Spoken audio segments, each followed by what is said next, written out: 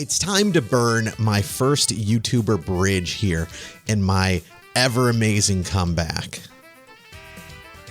In order to understand what Garfield Kart Furrious Racing is, you need to understand how I became acquainted with Garfield Mania. Through this story, you will come to know the truth. So I'm at an anime convention. It's Sunday, I'm awake, and I decide to check out a panel with my remaining time. Hey, Quentin Reviews has a panel going on.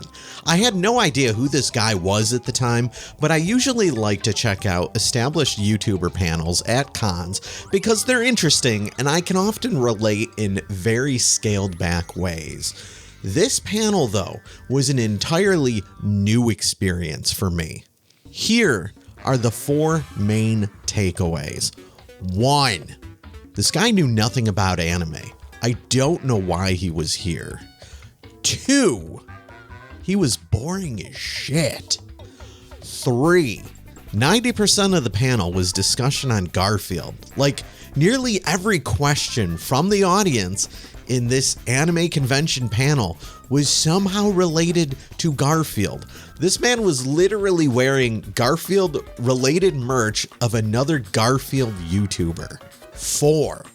10% of this panel was Quentin talking about how sad he was that he used to be an edgelord.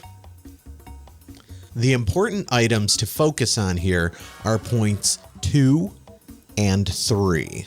This panel made me question where I was at in life. This lazy cat-inspired rambling went on for hours. Never did I realize that so many people could have Garfield-related fandom opinions.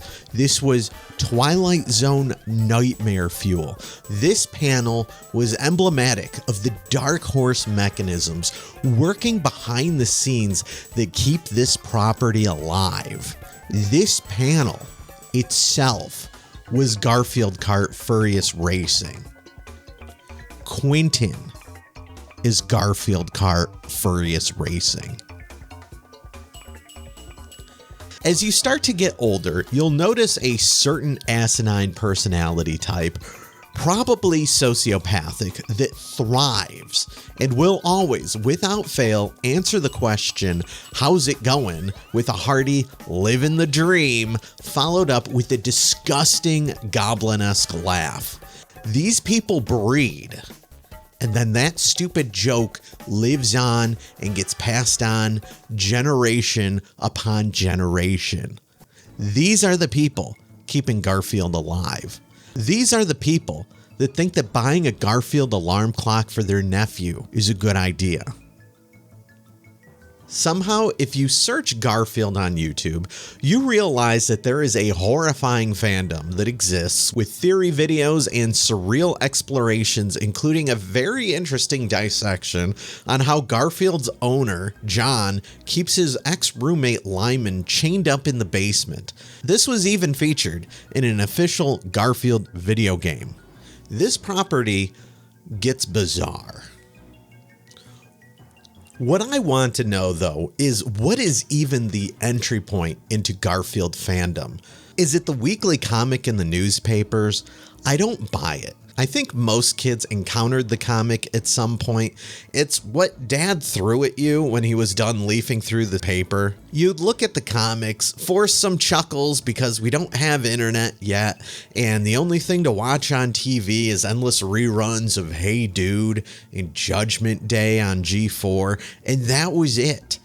When my dad would instruct me to put down some used newspaper around the cat's litter box because that cat was a heathen that couldn't keep its inside of the litter box, nobody was freaking out about the brilliant art that was about to get crap on it. No, we read the comic for about 10 seconds and then it was instantly disposable. Next, let's talk about Garfield and Friends. Garfield and Friends. Friends are there to help you get started, to give you a push on your way. Friends are there. Oh God, Garfield and Friends. There is not a living soul that I have ever met that was enthusiastic about Garfield and Friends. I am a Garfield fan. Garfield and Friends was one of my favorite cartoons growing up. And it's one of those cartoons that had that 80s and 90s charm where, yes, as a kid you could watch it, but as an adult you could still watch it too and still get some enjoyment out of it because maybe some of the jokes went over your head. So when Garfield... Well, I have two takeaways from that clip, and it's time to burn another bridge in this video. One, I have never heard RGT85 speak this fast.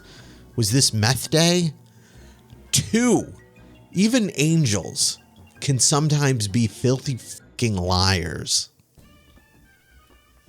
It's obvious to me that RGT has been caught in the Matrix. When he received that oversized Garfield t-shirt as a kid from his grandmother, he could never quite figure out which hole his head was supposed to fit through, and he has been blinded ever since. I know we hate cops now, but this cat, he needs to be sent to prison. RGT needs to reclaim his soul. Garfield and Friends only became as popular as it was because it was on air daily in syndication in the afternoon when no other cartoons or kid-friendly programming was on. The internet didn't exist yet. That is your spoiler. This is why millennials all know about this show. It was inoffensive and inescapable. Advertisers loved it. It was cheap to produce, vaguely better than the other garbage on TV at the time, and that was it. Garfield and Friends is Garfield Kart. I really went the extra mile here for this video in being able to talk about the long and winding career of Garfield. I even tried watching the 2008 reboot, The Garfield Show, which is up on Netflix. This must have been one of the most surreal and existential moments of my life. Everything has gone full circle, and now here I am watching this. It's a baby show with cheap 2000s era 3D animation. My IQ was dropping by the second. Someone went full weed-brained in writing this show, with episodes focusing on things like a possessed lasagna floating around. Whoa, buddy. Here is my Garfield theory. People like cats. People like cartoon cats. Like Hello Kitty, Garfield was ahead of the curve in realizing that everyone enjoys buying mindless cartoon cat crap. The comic succeeded in providing amusing nihilistic zingers about hating existence in a soft and fuzzy way. Kids liked looking at pictures of cartoon cats in comics. The 80s cartoon was just mindless and drab enough that no one could ever be offended by it, and it would get turned on in the background based on pure name recognition. The merchandise became a go-to for family members of all ages that you couldn't be bothered to actually get to know. At some point in the 2000s, the internet began to realize that we all have lukewarm thoughts about this worthless property. It's somehow deeply buried in the recess of our brains of all of us. The internet also loves cats. The internet realized that about 1 to 5% of Garfield official media is weird. There's that chained up lineman in the basement, comics with animal abuse is the punchline, comics joking about Garfield ending himself, some book where they seem to portray Garfield as murdering his previous owner, based. Little seedlings have been planted over the years to give the property a potential dark lore. The new cartoon was so lunatic written that it's a breeding ground for multiversal nonsense fan theories. This 99% really mundane property has been snowballing through the generations, and now here we are. Garfield Kart came out in 2013 for computers, mobile devices, and the 3DS. Vague improvements were made, arguably, and Garfield Kart Furious Racing came out in 2019 for computers, Nintendo Switch, PS4, and the Xbox One. Garfield Kart Furious Racing is a part of that inoffensive groundwork that was laid out. For the younger watchers out there, just wait.